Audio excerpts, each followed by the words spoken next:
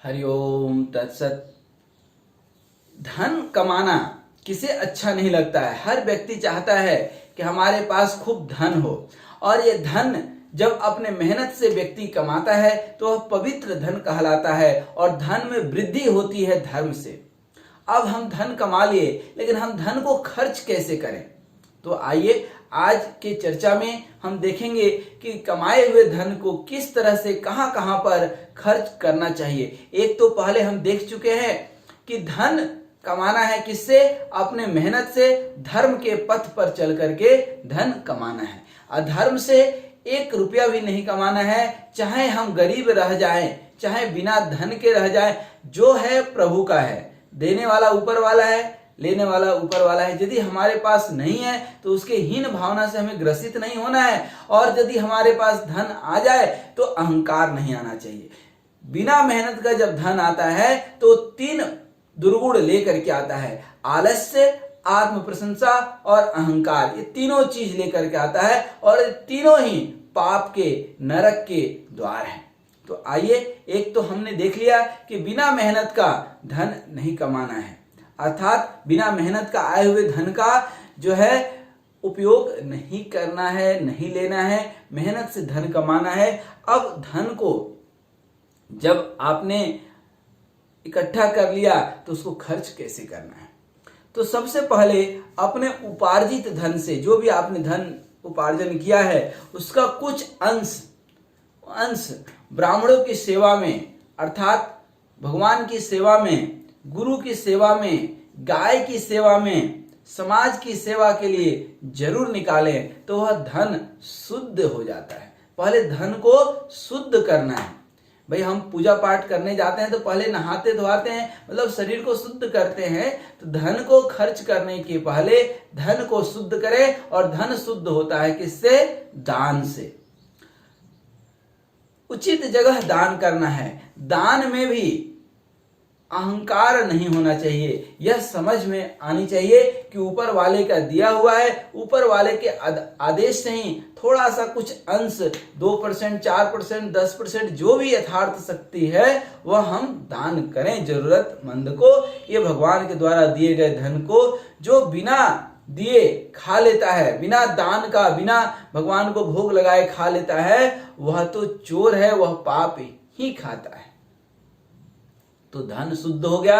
अब धन का कुछ भाग आप संचय करें। अब दूसरा भाग आता है, धन का कुछ भाग आप संचय करें। संचय करने का मतलब है जो है परिग्रह नहीं करना है, लेकिन अपने बुरे दिनों के लिए कुछ इकट्ठा करना है। बच्चों को पढ़ाने लिखाने के लिए, अपनी कभी तबीयत खराब हो गई, कभी सेवानिवृत्ति के समय के लिए, या परिवार या घर मकान गाड़ी घोड़ा जो भी है उसके लिए थोड़ा सा धन संचय करना।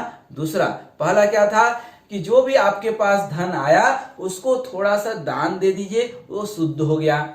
उसके बाद कुछ संचय कर लीजिए, सेविंग कर लीजिए।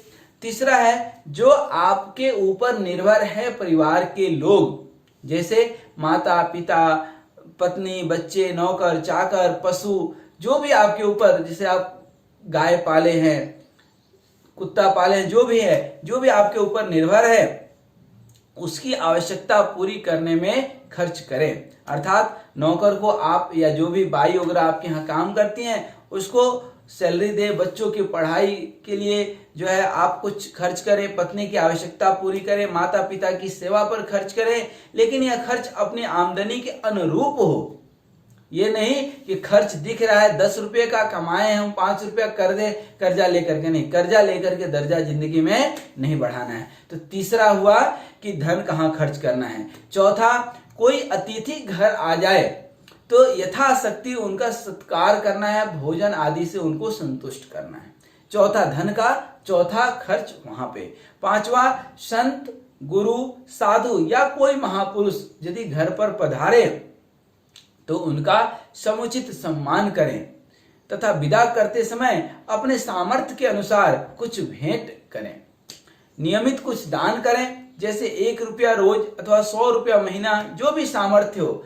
मौसम के अनुसार दान करें, जैसे जाड़े में किसी गरीब को गर्म वस्त्र दे दें, बारिश में किसी को छाता दे दें, गर्मी में जूता दे दें, कुछ अन्न दान अवश्य करें। यह दान ब्राह्मण को या भूखे को या जरूरतमंद को आप दे सकते हैं। दान आपका स्वभाव है, स्वभाव होना चाहिए, लेकिन दान की चर्चा होने पर उसकी महत्व कम हो जाती है। आप अत्यंत गुप्त रखें, जहां तहां आप आगे बढ़कर न बोलें कि हमने फलाने को छाता दिया, फलाने को जूता दिया, फलाने को स्वेटर दिया। सातवां है धन का कि आप भोग करें, अर्थात उपभोग करें, अर्थात अच्छे से खाएं, अच्छे से पहने, गाड़ी घोड़ा रखें, घर बनवाएं, लेकिन इन सब में विलासिता नहीं होनी चाहिए, अय्यासी नहीं होनी चाहिए, ठीक ना। इसका ख्याल रखना बहुत ही जरूरी है, अन्यथा फिर धन का अनुचित उपयोग होने लगेगा। थोड़ा संचय अवश्य करें, लेकिन अधिक धन बढ़ जाने पर दान करें। सच तो यह है कि भगवान ने आपको अधिक धन भोग के लिए नहीं, दान के लिए ही दिया है। धन का कुछ भाग सत्संग में, साधु सेवा में, गुरु सेवा में, भगवान की सेवा में अवश्य लगाएं। अधिक धन होने पर कहीं पे आप कुआं बनवा दें, कहीं पे तालाब बनवा दें, मंदिर बनवा दें, वृक्षारोपण करें। बारिश के समय में खास करके इन सब चीजों पर खर्च करें।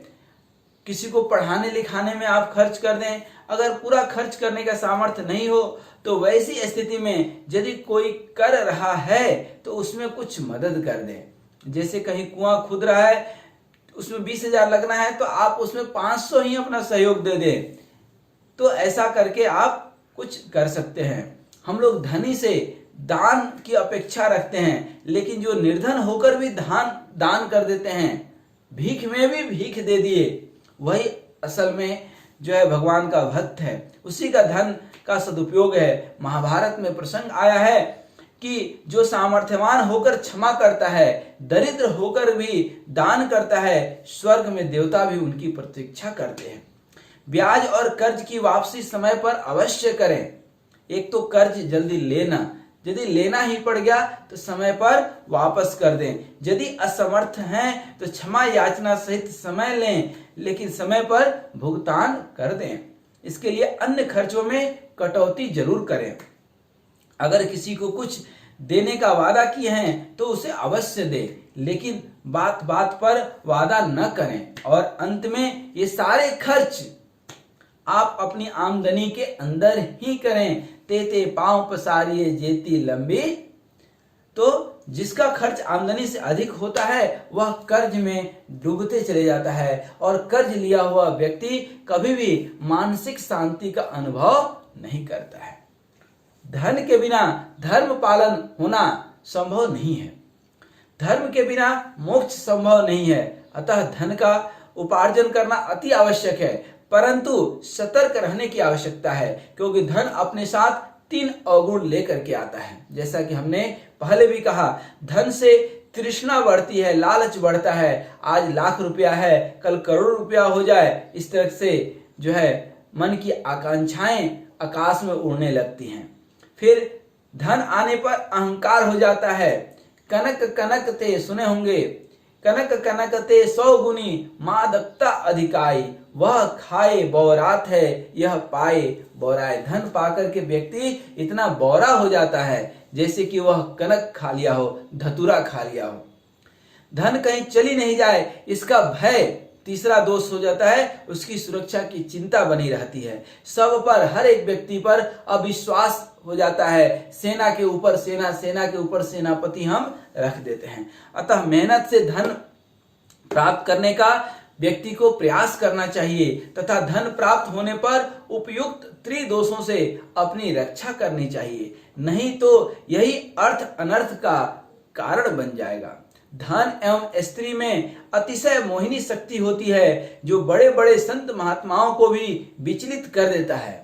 परंतु जो नियम से रोज क्रिया योग का अभ्यास करते हैं, धर्म पालन के लिए सदा सतर्क रहते हैं एवं सदा दान करते रहते हैं, उनके लिए यही अर्थ धर्म के रास्ते मोक्ष द्वार तक पहुंचा देते हैं। सीता हरण के बाद एक बार भगवान श्री रामचंद्र ने लक्ष्मण जी से पूछा था कि एक बात बताओ कि खिला हुआ फूल, पका हुआ फल, एकांत में पड़ा हुआ धन तथा पूर्ण समर्पण के साथ खड़ी सुंदरी स्त्री किसके मन को चंचल नहीं करेगी, किसके मन को चंचल नहीं करेगी। तो लक्ष्मण जी ने कहा, प्रभु जिनके पिता दानी हों, जिनके पिता दानी हों, जिनकी माता पतिव्रता हो, या जो धर्म के तत्व को ठीक ठीक जानते हैं, उन्हें यह प्रलोभन विचलित नहीं कर सकते हैं। न्याय से उपार्जित धन के दान से ही दान का फल मिलता है। उसी धन से की गई पूजा को देवता ग्रहण करते हैं। उसी से हमारे बच्चों में अच्छे संस्कार का विकास होता है। उसी धन से साधु सेवा, अतिथि सेवा आदि का फल मिलता है। भगवान का जो है दिया हुआ, भगवान की दया से अधिक धन होने पर हित में लगना चाहिए वह धन, लेकिन इस तरह के दान सेवा की अधिक चर्चा नहीं हो, क्योंकि हम दान देने के बाद यदि उसकी चर्चा कर देते हैं तो उस दान का महत्व खत्म हो जाता है। ऐसे भी दान आदि सद्गुणों को जितना छिपा करके रखा जाए उतना ही उसका महत्व बढ़ता है। धन की 3 गति होती है, दान, भोग और नाश। तो सबसे पहले भोग करने की सीमित क्षमता हमें है, अतः शेष दान करना चाहिए, नहीं तो यह अपने आप चला जाएगा।